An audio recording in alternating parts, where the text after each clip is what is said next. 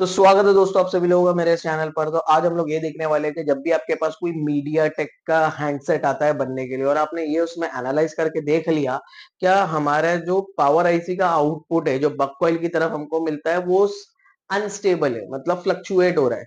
तो कुछ का हमारे जो टेक्नीशियन भाई है वो ये अनुमान लगाते हैं कि हो सकता है इसका सीपीयू प्रॉपर नहीं लगा हो सकता है इसका पावर आईसी के अंदर प्रॉब्लम हो सकता है इसका ईएमसीपी आईएमसी आईसी के अंदर प्रॉब्लम हो। तो मैं आपको कुछ चीजें बता देता हूँ कि ये सब काम करने से पहले ना आप कुछ चीजें चेक कर लो। जैसे आप ये देख सकते हो, ये स्कीमेटिक डायग्राम है पावर आईसी का और ये कंट्रोल सर्किट है।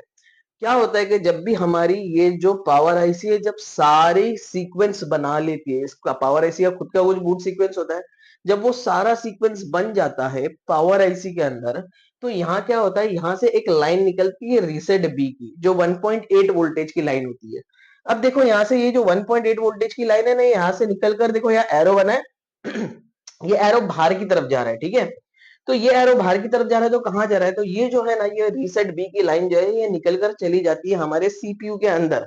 तो सीपीयू को ये समझ में आता है कि इस पावर आईसी ने रीसेट बी वाला वोल्टेज बनाया, मतलब इसकी जो रेल है, इसके जितने भी वोल्टेज जो बनने चाहिए थे बूट सीक्वेंस के अकॉर्डिंग वो सारे बन चुके हैं। तो सीपीयू क्या करता है, एक वॉचडॉग वाला सिग्नल निकालता है और ये सीधा दे देता है पावर आईसी को। देखो एरो अंदर की तरफ आ रहा है, पावर आईसी की तरफ आ रहा है।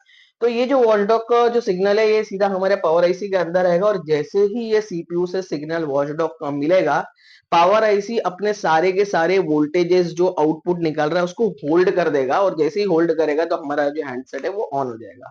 तो दोस्तों कैसी लगी आपको ये जानकारी, कमेंट सेक्शन में बताना। और अगर कभी आपको ऐसी जानकारी और चाहिए तो हमारे इस चैनल को लाइक करो, सब्सक्राइब करो और इंस्टीट्यूट ऑफ मोबाइल रिपेयरिंग को सब्सक्राइब याद से कर लेना।